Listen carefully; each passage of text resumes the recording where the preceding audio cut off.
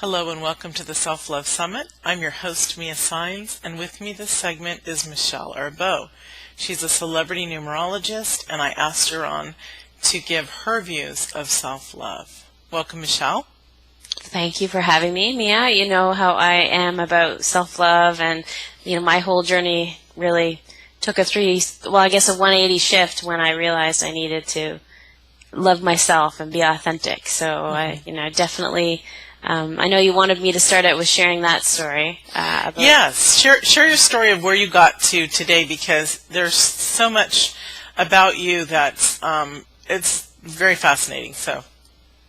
Okay, well, so I'm a huge believer in the whole self-love thing because I was such a people pleaser. I mean, I lived for everyone but me, and I always looked to, well, what do you think I should do? And it was always about, pleasing other people and making sure that they liked me. And of course, being a numerologist, I know I'm a 3, which we're the people pleasers. So it's one of our challenges that we come in with.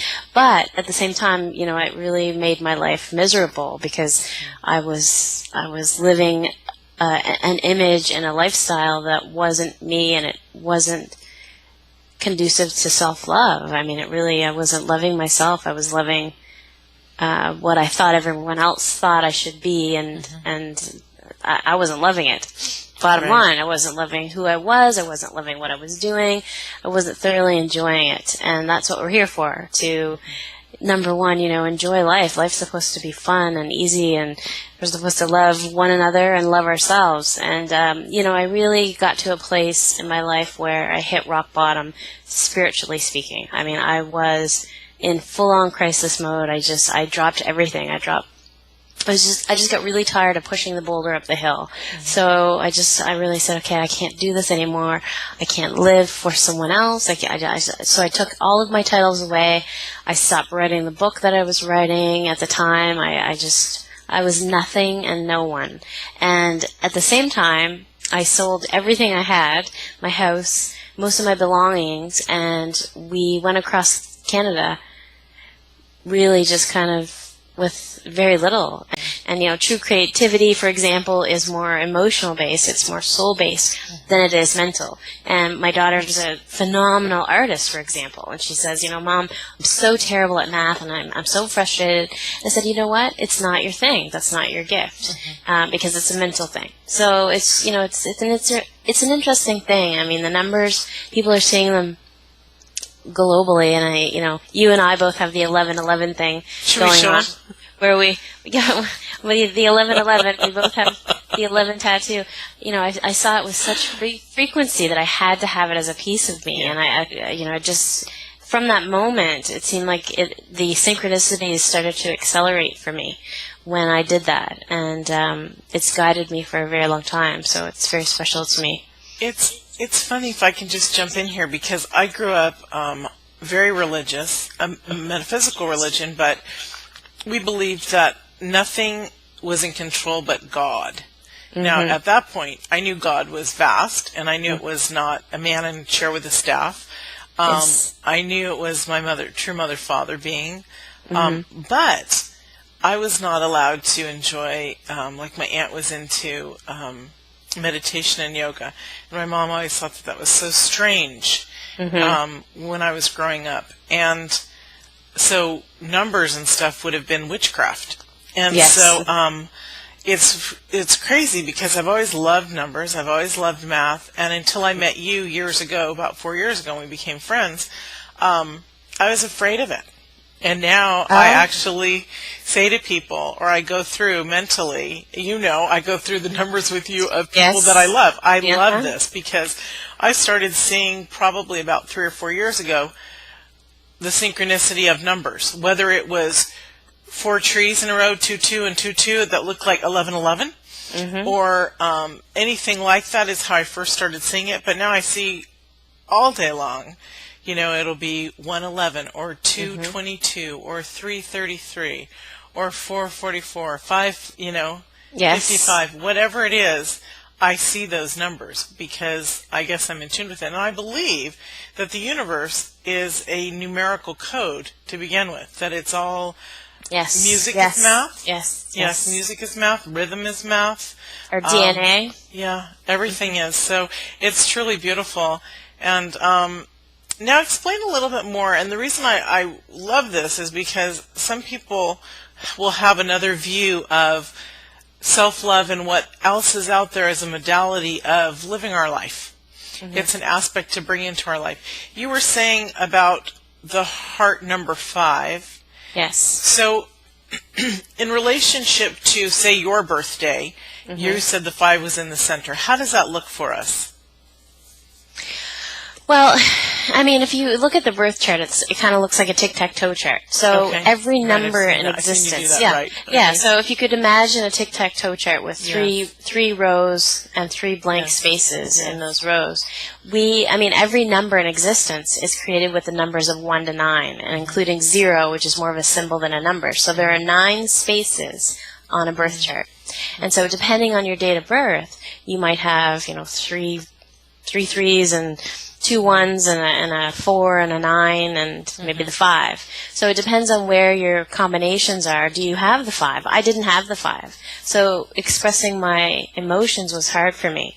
And I had the strongest of the emotional numbers. I had the 8, which is more detached. It's more confident. It's more about putting kind of the wall there emotionally. So people who do have a 5 or are a 5 like you are, Mia, you're very emotionally expressive with that loving energy. So, a lot of people who are missing that on their chart, for example, that is something, self-love is hard for them, or even just, expressing emotions in general. And, I've had to really learn to open those floodgates and develop that 5, because it really unlocks so much for so many people to be able to do that. And, I have to talk about the words love, for example. I mean, it's such a beautiful energy, and self-love is actually even a beautiful combination, energetically speaking, because if you add self-love, it reduces down to a 6, which is the relationship number. And this year is globally, it's a 6 year. If you add 2013, 2 plus 1 plus 3 is a 6. And it is all about our relationships with other people, but also with ourselves. We're really kind of on the fence right now. A lot of people are in full-on crisis mode with, what do I do next? What's my next move? I'm just feeling like out of sorts, or relationships falling away, new ones coming in. But it's also really focused in on self-love and relationships with ourselves, and where do we stand with that? Where do we sit with that?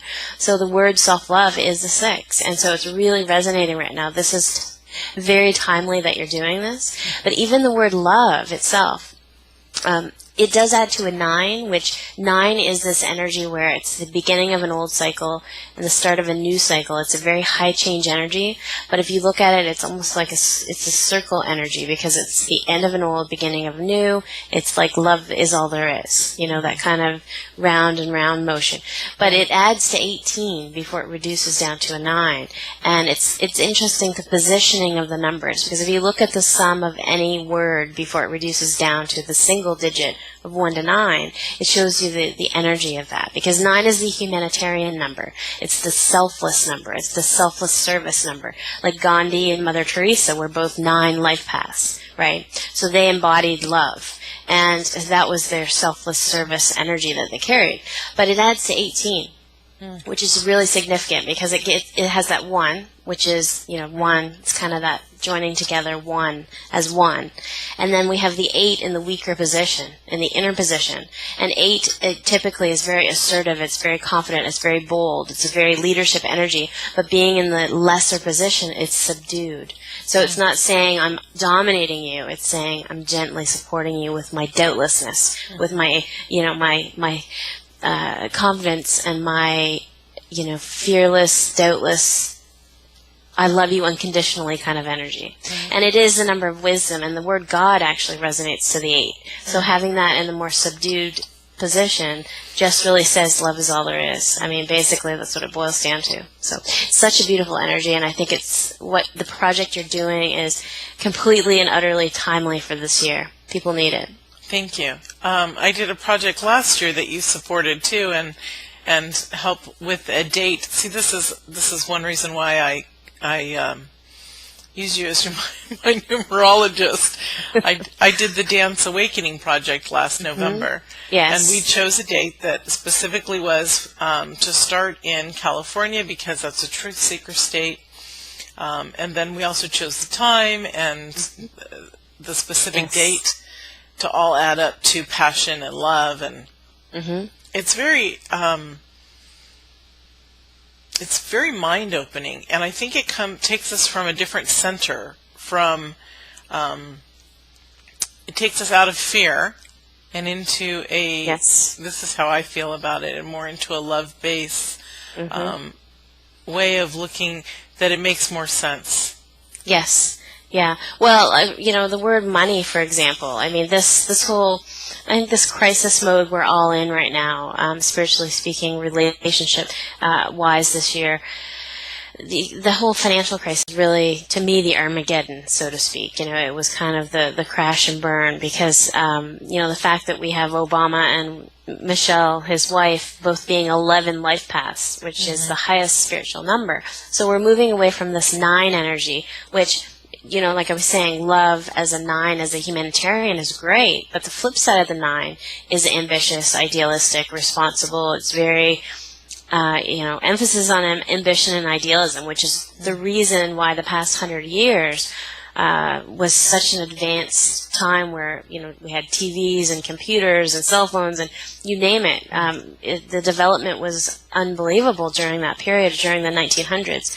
And so the word money is a 9, but it's, we're wanting to look at money in a different perspective now, from more of a place of that loving 9 energy rather than that fear-based 9 that says, I am black and white, and I'm fearful of if I don't have that black and white thinking, and I'm fearful that I won't have enough money. So the 11s always put money secondary. So the fact that we've got 1111, the 1111 pair is what I like to call Obama and his wife Michelle, because they're both the 11s, and they're going to give the world a different perspective on money. And I know he's kind of had a tough go with that because people just aren't willing to break the pattern. And Romney was a 9, of course, and so I knew without a doubt that he would not be elected because we just could not have another 9 with that black and white thinking and that fear base around the money, right? So I think this is what's happening with this whole self-love thing as well, is that when we're stripped away from all of our material possessions and the fact that, okay, well, maybe we don't have enough money and it's okay, it's about surrender. And, I learned that huge lesson when I sold everything and left with literally a trailer with, some pictures and some clothes and, what would really fit that was really of value that we really couldn't get rid of. But everything else, it was kind of a real eye-opener when you get rid of everything you own. Yes. And then all you have left is yourself. Right, and that's all you've got. So it's the vulnerability, It's that vulnerability. So the money thing is huge too. It's huge. It's stripping us down so that we can be in that place of self-love. I've done that journey that you're talking about of stripping down to your core a couple times. Yeah. My mother was a pack rat, and so we lived in this pristine house, but then once my father died, she became a pack rat. Yes. And craziest stuff. We had a big jumbo house, and it's pretty full right now. My mother's home, and she's also an 11, as you might recall, you doing her numbers. The thing about that is to strip down to the bare necessities and understand that your supply comes from the divine. Your supply is always abundant. It's always there. And we don't need things in our life. Like you said, what is important that we cannot live without, even for the sake of the children's growth, your children's growth. You know, same with, at one point, my children's growth when we lost a home in an earthquake and, things like that. So, it's amazing to I've started over twice in the last 4 years after leaving my marriage. And because I just realized that when I left my one house, it wasn't important. I took a few things and I got rid of the rest, and I started over when I got my place a couple years back. So it's a fresh, clean feeling, and to go slow in your life to rebuild, or fast, however you want to do it, is pretty amazing, because when you can see things demonstrated, the flow of the energy of the divine is what keeps us going. And I'm interested and like the fact that you brought up the economy's money and how people are now seeing it differently, because that's been a big thing. I've noticed in the last 2 years that people are so tired of living in this economic cycle that we have, that it just seems that there's only 5 families on our planet that are making money, and everybody else, is living underneath their hands or whatever. Yeah. Yeah. Well, I know that a lot of people think this is completely separate from what's going on emotionally speaking, because there's just so many relationship issues. I did a radio show yesterday, and it was all about questions related to relationships. It's been a common theme, but it's because people have been so strongly associated with their identities being wrapped up in what they have, whether it be their career or their personal possessions. And so it's, I was just looking at the word money again, and I was just noticing that the 7 is in the weaker position, and 7 is all about trust, either trust of the self or trust of other people. So when you have a 7 in the weaker position, it's money has always been fear related. So it's, when we take that away, there's only fear and love, right? I mean, really, this is kind of where we're at. This is the spiritual crisis we're at. So once you take away that fear, because the money's gone, you really only have love left, right? So, and then the moment of surrender, and boom, there's the love, right? What is love to you? That is a hard one for me, because it took me a very, very long time to come to terms with love, or loving someone else, or even loving myself. And, love to me is just the word unconditional just always comes to mind. Because if you think of children and animals in particular, it's that they love you no matter what, no matter what you have or who you are, or anything. And so that, to me, those 2 words just are synonymous. Unconditional love. I mean, that's, to me, that is like bliss on earth. Thank you for saying that. That was very beautiful. And when you said that, I felt it. It's like I realized, yes, that's how I see it too. There are some who actually break it down and say, well, it's not unconditional. If you have, if you say this or that, it all comes from your heart. It comes from your heart on how you feel. I think that that's beautiful. Thank you. Regarding self-love, and would you say that would be a spiritually based transition for people? I do understand that people who are godly in religion, they want to do well and all, but I just like your take on this. Well, I think it's absolutely. I mean, it really, to be in that place of self-love, you have to come from a place of soul. There's no other way around it. I mean, you can think about it, you can set your intention, you can do all those things, but to me, it's more about, it's one of the hardest things for most people. I mean, if you think about loving someone else, that's so much easier than loving yourself. I mean, 99% of us are hard on ourselves on some level. And so I think it's very much about really surrendering to all of our flaws and all of our quirks and things that we have, and just embracing it and saying, what, I am who I am, and it's okay, that kind of thing.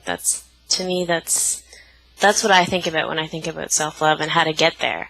And, again, that word's surrender, because it really is about surrendering it all. Just saying, here I am, and, I'm going to love me for me, and I'm not perfect, but we're not supposed to be perfect. We are perfect. I mean, in the sense that we came here as souls. We are, right. Yeah, in the spiritual sense. But I mean, we're in this human body to learn with a spirit being, and sometimes they bump up against each other. Yeah, well, we're here to learn and grow. I mean, if we Yeah. came in as perfect, so to speak, why would we be here? You know, that kind of thing. So you have to look at it in that respect too. I mean, we are perfect because we are souls in human form, and that is perfect. But we're here to grow and change and learn and evolve, and so we have to look at our faults and our supposed faults and quirks and things that we think we need to work on as learning lessons, and that's perfect. Mm-hmm. That's what we're here for. So there's nothing wrong with us at all. I mean, we should love every piece of that. Right. Because Right. that's our mission. That's our purpose. So as a numerologist and as an intuitive person, people come to you for readings, and you share with them, just briefly tell us what aspects people come to see you for, because there are probably a lot of viewers going, wow, that's really interesting, I want to know. Well, everything from, career, relationships, health, you name it. It's kind of, you know what it's like me. I mean, we kind of are like counselors slash psychologists, the whole 9 yards. We tend to be jack of all trades when it comes to this kind of work. But, a lot of people come to me because they just aren't sure who they really are. And I always say that I'm a truth revealer. And when I got married, I had a hard time taking on my husband's last name because I felt like I was losing a piece of my identity. But in hindsight, I realized, professionally speaking, my name, Michelle Arbeau, is a 7, which is the truth seeker, and the teaching learning number. So when I do numbers for people, it's like I'm always giving them that aha moment. It's like I'm revealing truth for them. So that's really what I do. At the end of the day, it's I show them who they really are, what they're here to do, and how to do it. Mm-hmm. That's beautiful. I love that. Thank you. You also are a relationship. You have a relationship program too. You want to talk a little bit about that? Well, yeah, I have my own. I mean, I do relationship rescue. So I always look to, when I'm doing a reading in particular, if there's someone, that they're really concerned about, I look at the compatibility and to see where the issue is. Because to me, it's not about compatibility, and I hate to use that word because I know, in astrology they talk about compatibility. Are you compatible with this person or that person? But really, numerologically, it's that you're this energy and you're this energy. How do you speak the right language to understand each other? Mm-hmm. It's kind of like if you think of the nagging wife who's very mental based, and then you've got the very physical based husband who's tuned out and says, yes, dear. So they don't really understand each other. So I definitely work a lot with what I like to call relationship rescue, because it's really helping people understand each other. And I had such an experience with my own daughter who has the arrow of frustration, and she used to take up to 2-hour temper tantrums and when she was younger, and I thought I was the most horrible mother in the world. I thought, what am I doing? And it wasn't me, it was her. And it was like this complete shift in a relationship when I realized at that time, when I learned the numbers, that she set the bar really high in terms of her expectations, and when things didn't work out the way that she saw them to be, it was utter devastation, and she couldn't shift gears like I might be able to, or you might be able to, where you might say, oh, well, okay, it didn't work out, let's do this. So they have a really hard time shifting gears. So it was like the pressure was off, and I understood her, so it was immense patience and understanding. And so I think most people have relationship challenges because they just don't understand each other. So to speak their language, to say, okay, you're a soul-based person and I'm a mental-based person, but it's okay. It's just that we're coming from a different way of looking at things. And so I recently started working with a matchmaker company, which is just another synchronicity that has come about because I do work with relationships. And it really essentially is, whether I'm working just individually doing a reading for someone or we're talking about relationships, it really is essentially what I do as I work with relationships. And that's why we're all here. To interact with each other and learn and grow from each other. So it is, bottom line is relationships, and the first one is loving yourself and, understanding yourself. So that's wonderful. Thank you. You have a free gift for us. Would you like to talk about that?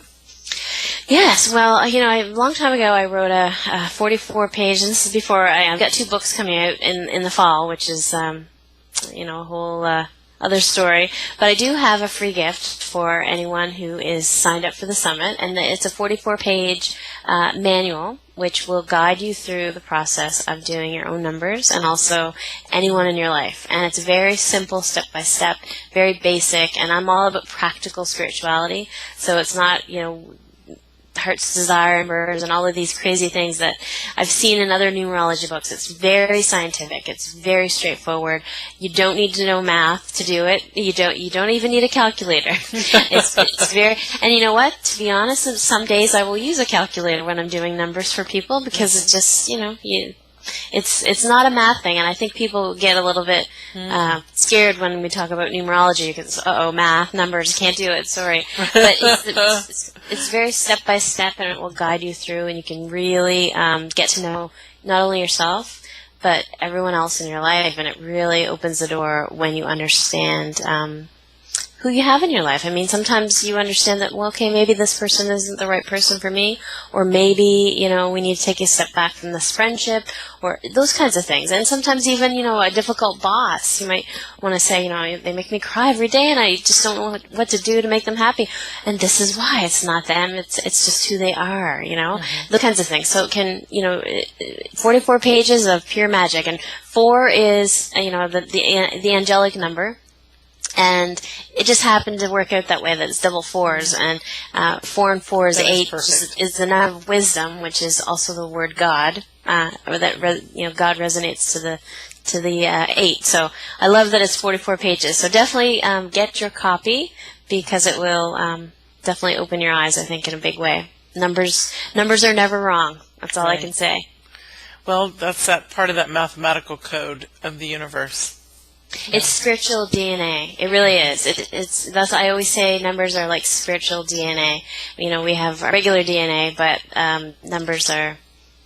We come in with a guidebook, and it's our date of birth. You know what? I'll have to send it to you. But recently there was a great article on junk DNA, what they used to claim as junk DNA, and they're finding that that's our spiritual codes. Exactly. It's really, really amazing. Yeah. It's beautiful. Why don't you share your books with us? Oh, absolutely, yeah. Well, I've got 2 coming out. I didn't intend to write 2 in 1 year, but I did, and I locked myself away, and I wrote 2 books. So if you're ambitious enough, go for it. But take it slow if you're going to write books, because it is a process. Lots of editing, I didn't realize that. You need lots of patience for the editing part. But yeah, I have 2 books. The first book is The Energy of Words. So it's all about the words that we speak and what they mean energetically. And it's kind of like the missing key to the law of attraction. Because a lot of people will, set their intention on what they want. And actually, it was inspired by a client of mine who, he had all these great dreams and ambitions and things he wanted to do. And he was great at setting intention. But then he would end almost every other sentence with, well, but the problem is. So we had a lot of problems. So This is the thing, when we say certain words, what are they doing to our energy? And we can, set those intentions, but if we're going through our day saying these top 10 words that are undermining our entire energetic makeup, then we're never going to get to where we want to be. The book itself has a glossary in the back of the top 100 positive and the top 100 negative words that we speak. So things like money and God and all the things with fear and absolutely, and words that we use all the time are in there, and there are other words, and there's also a way for you to calculate any word that you might say. So it talks a lot about the energy of words, and I have some celebrity stories in there as well, where they're sharing their stories about how changing their words changed their life. So it's a great book, and I'm really excited about it. It's coming out through Llewellyn in December. It's already available for pre-order on llewellyn.com. I have a second book, Soul Numbers, which is all about numerology. So it's interesting. I wrote the other book first, which everyone asked me, well, why didn't you write the numbers book first? But I really felt like I needed to get out that book first, because I think the words that we speak are really crucial right now, and how we treat ourselves. And I have a friend who's always saying, "I'm so stupid," really kicking themselves. And I'm saying, don't say those things, right? And so I thought that book needed to be first. So that's why. But interestingly, there are two different publishers. So the second book's coming out before the first. The second book's coming out in October, and then the first book is in December. Interesting. So people actually think that the one that should have been first is first, and the one that should have been second first. Yeah. Well, you know what I mean. But I felt like I needed to write that one first. Wonderful. It kind of came out as a kind of a download, Right. It's like I would get pages and I would have to write it down, that kind of energy. So it was, to me, it's not really my book. It's a divinely and timely and divinely inspired book. And I've had a lot of great endorsers. I've got, Peggy McCall, who's a New York Times bestseller. There's so many great endorsers behind this book that I think that it was just divinely timed. I think it was something I had to be the channel for to bring to fruition. So I'm really excited about it. Congratulations. You also have a third book that you're starting to work on. Yeah, the third book, it's going to be called The God Frequency. I love that. And the 54 Paths of Creation. Because really, the word God really shows us why we're all here, regardless of path or purpose. And we do that through 54 different energetic pathways. Wow. So we can be one of those particular pathways, but we're all doing the same thing. Because the word God is actually, it adds to 17, and then 1 plus 7 is 8. It's 8. So if you break down 17/8, it shows us why we're here. And as humans, we're really the only species that can communicate through words. It's kind of our gift, right? Mm-hmm. And 1 is the verbal expression number, 7 is the truth seeker, and 8 is the number of wisdom and independence. So we're here to verbally express the truths of the divine for the purpose of spreading wisdom and knowledge for soul's growth. So that's what the word God means, whether you're traditionally religious or, metaphysical, it doesn't matter. That is what the word God means. So that's beautiful. It needs to be shared. I think that's another one that is going to be a download for me. Yes, I'm very excited to actually read all of them. Your number 1 book, that's number 2. That's really important to me because words are very important. And as you said, the true meaning of like the law of attraction, I always expressed that growing up. And I remember this guy I was dating years ago said, have you heard of The Secret? And I'm like, there's no secret, baby. And he's like, the law of attraction. I'm like, are you flirting with me? And he said, no, Google it. So I Googled it and I watched the first 20 minutes and I said to him, I've been doing this my whole life. Mm-hmm. So words are very powerful and prominent, should be in our life, our intention and how we express them. Absolutely. So I love that. I love all 3 books and it's going to be fun to read them. I just saw myself cozied up in the fall, and winter, enjoying those books. So when I go, I'll be sure. I'll be sure to get you some signed copies. Yay! They'll be there when I go on my 2-month hiatus every year. They'll be perfect timing. I'm going a month early this year in December instead of January and February. I'm going to do December and January, so that'll be perfect. I can read away. Yes, wonderful. Well, that will be when I'll be starting my book tour and book signing. So good. I'll be getting couple copies to you. So good, and I'll be bringing people along with me going, let's go see Michelle. Yay. Wonderful. Yeah, please do. Share with us one piece of thought, wisdom that you'd like to because believe it or not, we're through. The time is up, so it goes fast. Yeah. Well, I just want to say, if you're seeing numbers, if you're, if there's a particular number in your life that is special to you, it's a message. Numbers are messages, and I really, really feel strongly that at this point in time, in this stage of our spiritual evolution, I think that so many people are seeing that 11, for example. I have a good friend who wrote the book 1111, The Time Prompt Phenomenon, which is huge. There's so many theories about it, but I think it's like the fabric of the universe revealing itself to us through numbers. It's, to me, it's like if we could pull it back, we could see this digital code, Right. And it's really, numbers are just a way to see the energy. Mm-hmm. So whether you're doing it through astrology or you're doing it through tarot or whatever, you're seeing the energy and you're looking at it through a lens. Mm-hmm. So really that's what it is for me, is that it's a tool to see the energetic patterns that make up our world, because that's really what it is that the entire world is an energetic pattern. And even quantum physics with string theory has said that at the base of an atom is actually not matter as we once thought, but it's frozen light particles, which is energy. So that's that's how I see it. And a lot of people do tell me that I see the numbers at a deeper level, and I do. I mean, they're kind of like entities to me. They're energetic patterns. Yeah, so I love that. Thank you.